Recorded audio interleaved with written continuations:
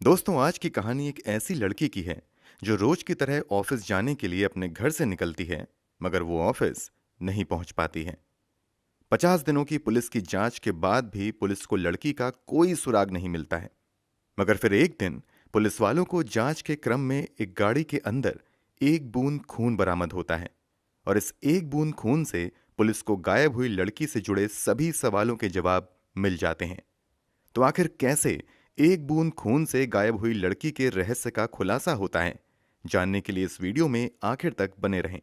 यकीन मानिए, जब आप पूरी कहानी और इस कहानी के पीछे की पूरी साजिश के बारे में जानेंगे तो शॉक्ड रह जाएंगे।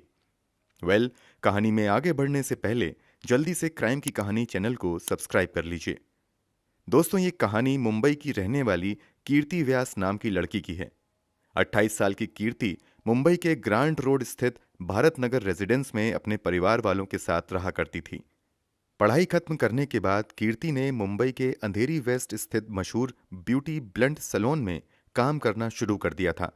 यहाँ कीर्ति फाइनेंस डिपार्टमेंट में काम करती थी। रोज की तरह ऑफिस जाने के लिए 16 मार्च 2018 को भी कीर्ति सुबह के 9 बजे अपने घर से निकलती हैं और वहां पर पहले से गाड़ी लेकर इंतजार कर रहे दो दोस्तों के साथ ऑफिस की ओर निकल जाती है। कीर्ति के घर वाले भी अपने अपने काम में बिजी हो जाते हैं। अभी दिन के लगभग 11:30 बज रहे थे। तभी कीर्ति की मां घर के वाईफाई का पासवर्ड पूछने के लिए कीर्ति को फोन करती हैं। पिछली रात ही कीर्ति ने घर के वाईफाई का पासवर्ड बदला था। कई प्रयास के बावजूद कीर्ति की मां कीर्ति से संपर्क नहीं कर पाती हैं, क्योंकि कीर्ति का दोनों मोबाइल लगातार स्विच ऑफ आ रहा था। कीर्ति की मां को लगता है कि शायद कीर्ति काम में बिजी होगी, इसलिए उसने मोबाइल स्विच ऑफ कर लिया है। इसलिए वो भी कीर्ति को फोन करना छोड़ देती हैं और अपने काम में लग जाती हैं। अब शाम हो चली थी। कीर्ति के ऑफिस से वापस आने का समय हो चुका था, मगर वो समय पर ऑफिस से वापस नहीं आती हैं। जब समय कुछ ज्यादा हो जाता है तो परिवार वालों को कीर्ति की चिंता सताने लगती है और वो अब कीर्ति के ऑफिस में फोन करके कीर्ति के बारे में पता करते हैं। यहां से उन्हें चौंकाने वाला जवाब मिलता है। ऑफिस वाले बताते हैं कि आज तो कीर्ति काम पर आई ही नहीं है, बल्कि लगातार उसका मोबाइल भी स्विच ऑफ आ रहा है। इस जानकारी के बाद घरवाले बहुत ज्यादा परेशान हो जाते हैं और अब वो कीर्ति के कुछ करीबी दोस्तों से फोन करके कीर्ति के बारे में जानकारी लेने की कोशिश करने लगते हैं। लगभग सभी दोस्त यही जवाब देते हैं कि कीर्ति से आखिरी बार उनकी बात पिछली रात ही हुई थी। अब घर वाले परेशान होकर आसपास कीर्ति को ढूंढने निकल जाते हैं। काफी कोशिशों के बाद भी कीर्ति का कहीं अता पता नहीं चलता है। यहां तक कि पूरी रात बीत जाती है, मगर कीर्ति घर वापस नहीं आती है। अगले दिन थक हार कर कीर्ति के घर वाले डीबी रोड पुलिस स्टेशन जाकर कीर्ति की गुमशुदगी की रिपोर्ट दर्ज करवाते हैं। मामला दर्ज करने के बाद पुलिस वाले कीर्ति के ऑफिस जाकर जांच पड़ताल करते हैं और कीर्ति के बारे में जानकारी इकट्ठा करते हैं। इसके अलावा कीर्ति के दोस्तों से भी पूछताछ की जाती है। इसी पूछताछ में कीर्ति के दो दोस्त सिद्धेश तमनकर और खुशी सहजवानी पुलिस को बताते हैं कि जिस दिन कीर्ति गायब हुई थी उसी सुबह कीर्ति इन दोनों की ही कार में ऑफिस के लिए निकली थी, मगर रास्ते में कीर्ति ने उनसे कहा कि वो उन्हें ग्रांट रोड स्टेशन पर ही ड्रॉप कर दें, क्योंकि यहां पर किसी से उसे मिलना है। यहां से वो ट्रेन से ऑफिस चली जाएगी। इन दोनों दोस्तों के बयान की पुष्टि करने के लिए पुलिस वाले अब कीर्ति के घर के बाहर लगे सीसीटीवी फुटेज को खंगालना शुरू करते हैं। तो सीसीटीवी में साफ नजर आता है कि 9 बजे के आसपास 16 मार्च 2018 की सुबह कीर्ति अपने घर से उतरती है। वहां से देश और खुशी पहले से अपनी कार लिए खड़े थे। इसी कार में कीर्ति बैठती है और फिर कार आगे की तरफ बढ़ जाती है। क्योंकि आखिरी बार कीर्ति को सिद्धेश तमनकर और खुशी सहजवानी के साथ देखा गया था, इसलिए पुलिस इन दोनों को इन्वेस्टिगेशन टीम का हिस्सा बनने को कहते हैं और इन दोनों से कीर्ति से जुड़ी छोटी से छोटी जानकारी और 16 मार्च 2018 को घटित एक एक चीज बताने को कहते हैं। ये दोनों पुलिस की जांच में पूरा सहयोग करते हैं। क्योंकि कीर्ति को आखिरी बार सिद्धेश और खुशी के साथ ही देखा गया था, इसलिए लोगों को शक होता है कि शायद इन दोनों ने ही कीर्ति के साथ कुछ गलत किया है। मगर कई दिनों की पुलिसिया जांच में ये दोनों बेगुनाह पाए जाते हैं। इतना ही नहीं, सिद्धेश और खुशी लगातार पुलिस को जांच में सहयोग भी करते रहते हैं। इसके अलावा दोनों फेसबुक और ट्विटर जैसे प्लेटफॉर्म पर कीर्ति को खोजने के संबंध में कैंपेन भी चलाते हैं। कुल मिलाकर पुलिस की नजर में 2 सस्पेक्ट थे और अब दोनों ही बेगुनाह साबित हो चुके थे। पुलिस के सामने अब चुनौती ये थी कि दिन बीतते जा रहे थे मगर कीर्ति का कहीं भी अता पता नहीं चल रहा था। ये मामला धीरे धीरे देश भर में तूल भी पकड़ने लगा था, क्योंकि कीर्ति जिस बी ब्लंट सैलून में काम किया करती थी वो मशहूर बॉलीवुड एक्टर फरहान अख्तर की एक्स वाइफ का ही था। जब कीर्ति का कुछ दिनों तक कुछ अता पता नहीं चलता है तो कीर्ति के दोस्तों और ऑफिस वालों के अलावा फरहान अख्तर खुद भी ट्विटर पर लोगों से कीर्ति को ढूंढने में मदद करने की अपील करते हैं।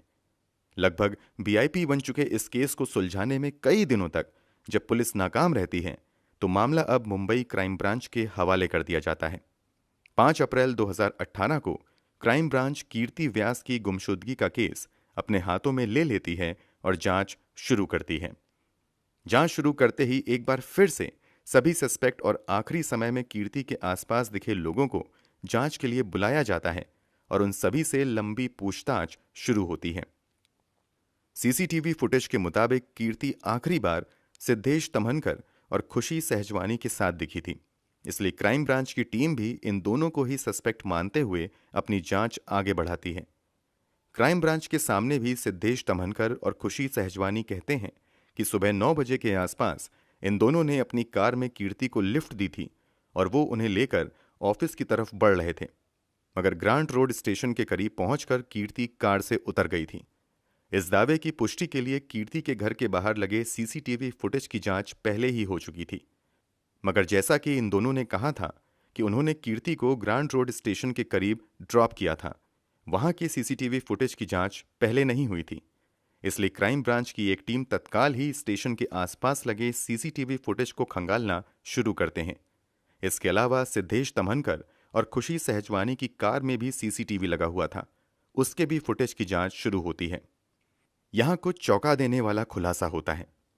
ना तो खुशी, सिद्धेश और ना ही कीर्ति स्टेशन के आसपास या स्टेशन पर लगे किसी सीसीटीवी में कैद होती हैं और ना ही सिद्धेश तमनकर की कार में लगे सीसीटीवी से इन दोनों के 16 मार्च 2018 को स्टेशन की तरफ जाने की पुष्टि होती है। जब इस बारे में सिद्धेश और खुशी से पूछा जाता है कि तुमने तो बताया था कि तुम दोनों ने कीर्ति को ग्रांट रोड स्टेशन पर ड्रॉप किया था, जबकि सीसीटीवी के मुताबिक तुम लोग वहां गए ही नहीं थे, तो इस पर सिद्धेश और खुशी पुलिस वालों से कहते हैं कि दरअसल पहले कीर्ति ने उनसे कहा था कि मुझे स्टेशन तक छोड़ दो, मगर रास्ते में कीर्ति ने नवजीवन सोसाइटी के पास ही उतरने के लिए कह दिया। इस कारण वो ग्रांट रोड स्टेशन तक नहीं पहुंच पाए। क्योंकि दोनों प्राइम सस्पेक्ट ने कई बार अपना बयान बदल दिया था, इसलिए पुलिस वालों को शक होने लगता है और इन दोनों पर कड़ी नजर रखी जाने लगती है। इसके अलावा उनके फोन रिकॉर्ड्स की भी जांच की जाती है, मगर कहीं से कुछ भी संदिग्ध नहीं मिलता है और ये दोनों आजाद घूमते रहते हैं। अब कीर्ति को गायब हुए लगभग 50 दिन से ज्यादा हो चुके थे, मगर कहीं भी कीर्ति का अता पता नहीं था।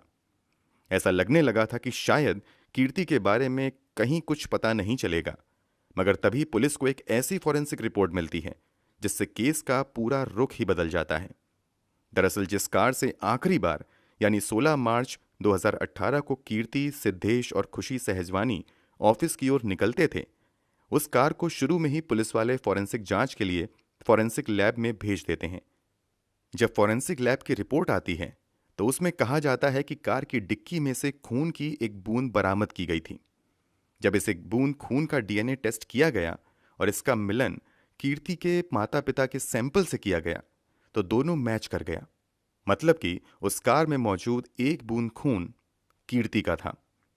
कार में कीर्ति के एक बूंद खून की मौजूदगी अब बहुत कुछ इशारा कर रही थी।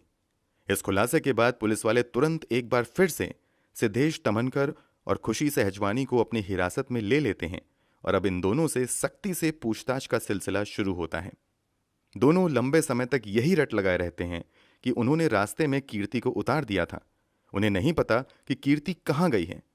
मगर जब पुलिस वाले कार की डिक्की में मौजूद कीर्ति के खून के एक कतरे के बारे में पूछते हैं तो सिद्धेश तमनकर और खुशी सहजवानी कोई सटीक जवाब नहीं दे पाते हैं और फिर एक समय बाद पुलिस की कड़ाई के सामने टूटकर सच्चाई उगलना शुरू कर देते हैं।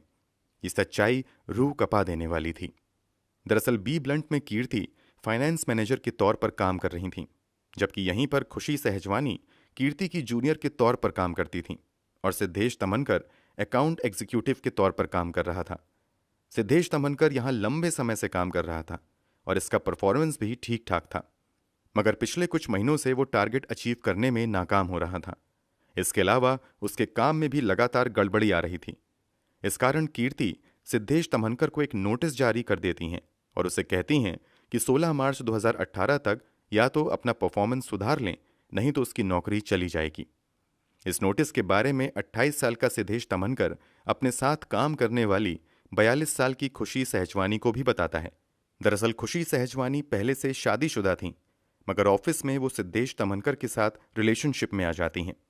जब कीर्ति सिद्धेश तमनकर को नोटिस जारी कर देती है तो खुशी को डर सताने लगता है कि अब सिद्धेश को कीर्ति नौकरी से निकाल देगी, क्योंकि मार्च महीने में भी सिद्धेश तमनकर अपना परफॉर्मेंस सुधारने में कामयाब नहीं हो सका था। अब यहीं पर खुशी सहजवानी और सिद्धेश तमनकर मिलकर एक खौफनाक प्लान बनाते हैं ताकि सिद्धेश की नौकरी बचाई जा सके। प्लान के मुताबिक ये दोनों कीर्ति को फोन करते हैं और कहते हैं कि आज तुम हम दोनों के साथ ही कार से ऑफिस तक चलो। पहले रोजाना कीर्ति ट्रेन से अपने ऑफिस जाया करती थी। इन दोनों के कहने पर कीर्ति इन दोनों की इको स्पोर्ट्स कार में बैठ जाती है। कीर्ति के कार में बैठने के बाद ये दोनों कार को लेकर सुनसान इलाके में चले जाते हैं और रास्ते में कीर्ति से कहते हैं कि वो सिद्धेश तमनकर को नौकरी से ना निकाले। इस पर कीर्ति जवाब देती है कि इस बारे में ऑफिस मीटिंग में फैसला लिया जाएगा। जब कीर्ति की ओर से इन दोनों को मन मुताबिक जवाब नहीं मिलता है तो दोनों कार के अंदर ही कीर्ति से लड़ने लगते हैं और इसी लड़ाई के दौरान सिद्धेश तमनकर और खुशी सहजवानी मिलकर दुपट्टे से कीर्ति का गला घोट देते हैं और काफी देर तक गला दबाए रखते हैं। इस कारण कार के अंदर ही कीर्ति की मौत हो जाती है। कीर्ति की मौत होने के बाद ये दोनों अब लाश को ठिकाने लगाने के प्लान में लग जाते हैं, मगर सब कुछ नॉर्मल लगे इसलिए ये दोनों कार के शीशे को सनरूफ से ढक देते हैं और कीर्ति की लाश को कार के अंदर ही छोड़कर ऑफिस चले जाते हैं। फिर वहां से वापस आकर कार को एक सुनसान इलाके में ले जाते हैं और पहले तो कार के अंदर ही कीर्ति के शव को 3 टुकड़ों में काटते हैं और फिर तीनों टुकड़ों को अलग अलग जगह पर फेंक देते हैं। और फिर ये दोनों लाश को ठिकाने लगाने के बाद पास के ही एक कार वॉशिंग सेंटर में जाते हैं और अपनी कार की अच्छे से अंदर बाहर सफाई करवाते हैं। यहां से ये दोनों कीर्ति के घर जाते हैं और उसके परिवार वालों के साथ मिलकर कीर्ति को खोजने का नाटक करने लगते हैं। किसी को शक ना हो इसलिए सिद्धेश और खुशी ऑनलाइन कीर्ति को ढूंढने के लिए कैंपेन भी चलाते हैं और खुद ही चलकर पुलिस तक भी जाते हैं ताकि पुलिस को भी इन पर किसी तरीके का कोई शक ना हो। कार की धुलाई करवाने के बाद इन दोनों को लगता है कि वो कभी नहीं पकड़े जाएंगे, मगर किस्मत से कार धोने वाला कार की डिक्की की अच्छे से सफाई करने में नाकाम रह जाता है और कीर्ति की खून की एक बूंद कार की डिक्की में रह जाती है और इसी एक बूंद से पूरे मामले का खुलासा हो जाता है। इस पूरे खुलासे के बाद सिद्धेश तमनकर और खुशी सहजवानी पर किडनैपिंग, पुलिस को गुमराह करने, सबूत मिटाने, हत्या करने जैसे गंभीर धाराओं के तहत मामला दर्ज किया जाता है और गिरफ्तार करके जेल भेज दिया जाता है। फिलहाल इस केस की स्थिति के बारे में बात करें तो बेल पर खुशी सहजवानी जेल से बाहर आ चुकी हैं, जबकि सिद्धेश तमनकर अभी भी जेल में हैं। वहीं पुलिस आज तक कीर्ति के लाश के टुकड़ों को बरामद नहीं कर पाई है। दोस्तों, इनके किए की सजा तो इन दोनों को अदालत में मिल जाएगी, मगर आपके अनुसार सिद्धेश तमनकर और खुशी सहजवानी को क्या सजा मिलनी चाहिए, कमेंट बॉक्स में जरूर बताएं। अगर आपको हमारी मेहनत पसंद आई हो तो इस वीडियो को लाइक करते हुए शेयर भी करें। जाने से पहले क्राइम की कहानी चैनल को सब्सक्राइब जरूर कर लें। लगातार ऐसी ही कहानियों के लिए हमारे साथ जुड़े रहें। धन्यवाद।